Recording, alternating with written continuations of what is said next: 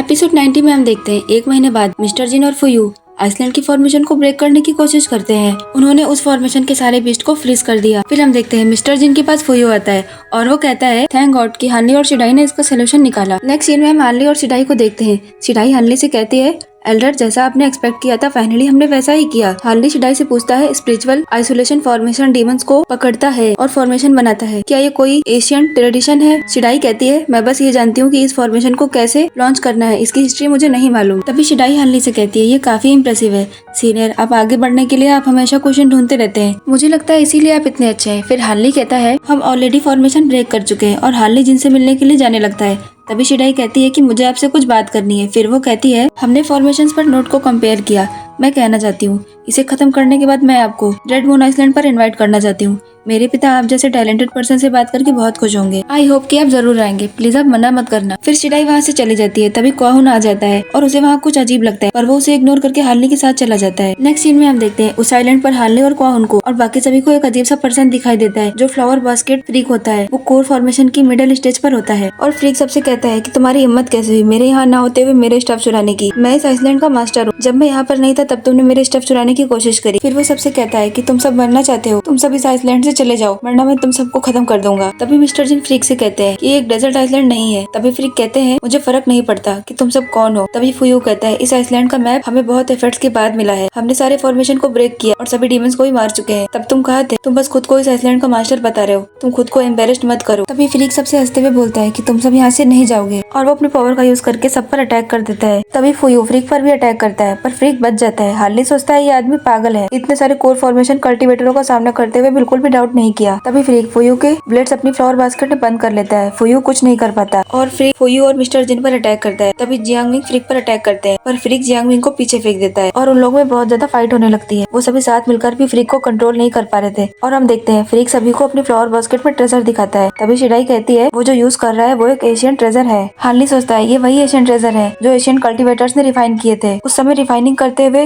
Use करने वाली materials बहुत डिफरेंट होती थी। उन्होंने जो मैजिक ट्रेजर रिफाइन किए थे उसका फंक्शन लिमिटेड था, लेकिन स्ट्रॉन्ग पावर के साथ उन्हें बॉडी एब्जॉर्ब नहीं कर सकती थी, बस वो ट्रेजर को कैरी कर सकते थे। फिर हम देखते हैं फ्रीक और हुयू के बीच में फाइट हो रही थी। फ्रीक हुयू पर बुरी तरह अटैक कर रहा था। फ्रीक ने एक फॉर्मेशन में तीनों को फंसा लिया था और वो तीनों पर अपनी पावर का यूज करके अटैक कर रहा था। मिस्टर जिन के कोई भी वेपन्स फ्रीक पर कोई भी काम नहीं कर रहे थे। फ्रीक बहुत पावरफुल होता है जिसके पास जिन, फुयू और जियांगमिन से भी ज्यादा पावर और ट्रेजर थे। फिर फ्रीक फुयू और मिस्टर जिन पर एक साथ अटैक करता है। तभी हार्ली और क्वाहुन फ्रीक पर अटैक करने के लिए एक साथ आगे बढ़ते हैं। तभी हार्ली अपने गोल्डन बक्स उस पर छोड़ देता है लेकिन फ्रीक उन्हें अपनी पावर से नष्ट कर देता है। तभी हार्ली उस पर अपनी 7 सिल्वर स्टार स्वॉर्ड से अटैक करता है और फ्रीक उस स्वॉर्ड से बचकर भाग रहा होता है। तभी हार्ली की स्वॉर्ड फ्रीक को पकड़ लेती है और रोक लेती है। फिर हार्ली अपनी ग्रीन बैम्बू बी क्लाउड एक्ट की पावर का उस स्वॉर्ड में यूज करता है और फ्रीक उस अटैक से मर जाता है। हार्ली उसकी फ्लावर बास्केट ले लेता है और फ्रीक के पास एक एशियंट बुक मिलती है जो पेरेंट स्क्रॉल से स्पिरिचुअल ऑरे से भरी होती है। हार्ली उसे पढ़ता है तो उसे उस बुक में वर्स्ट यंग बर्ड का आर्ट बना हुआ दिखता है। वो एक्सक्लूसिवली फीड यिन ऑब्जेक्ट्स पर खाना खाता है और वो यिन ऑब्जेक्ट्स के फेमस एनिमी है और इस स्क्रोल ने स्पिरिचुअल बर्ड की सोल और स्पिरिट का थोड़ा सा पार्ट भी सील कर दिया था। हार्ली सोचता है ये काफी रेयर है। फिर वो सोचता है मेरे बर्ड्स मर गए, ये बिल्कुल भी अच्छा नहीं हुआ। फिर मिस्टर जिन हार्ली के पास आते हैं और उससे पूछते हैं क्या आप ठीक है? हार्ली कहता है हाँ मैं पूरी तरह से ठीक हूँ, लकीली मैंने अपना काम पूरा कर लिया। फ्लावर बास्केट ने आपका पूरा मैजिक ट्रेजर ले लिया था, अब आप इसे वापस ले सकते हैं। जिन अपने ट्रेजर वापस ले लेता है और हार्ली से कहता है ये फ्लावर बास्केट तुम रख लो। हार्ली जिन को थैंक यू करता है। मिस्टर जिन हार्ली से कहते हैं कि आपने बोला था कि आप फाइट में बिल्कुल भी अच्छे नहीं है। फिर वो लोग फुयू के पास पहुंच जाते हैं। जिन फुयू को उसकी ब्लेड वापस कर देता है। फिर शिडाई हार्ली की तारीफ करते हुए कहती है कि आप सच में बहुत ग्रेट हैं। फिर शिडाई हार्ली को एक चीज दिखाने के लिए ले जाती है। तभी हार्ली और बाकी सब लोग शिडाई के साथ चले जाते हैं और हार्ली कहता है जूनियर ये क्या है? शिडाई कहती है ये स्पिरिट सीलिंग पिलर है और मिस्टर जिन ये पिलर देखकर बहुत खुश हो जाते हैं और इसी के साथ हमारा आज का एपिसोड यही खत्म हो जाता है।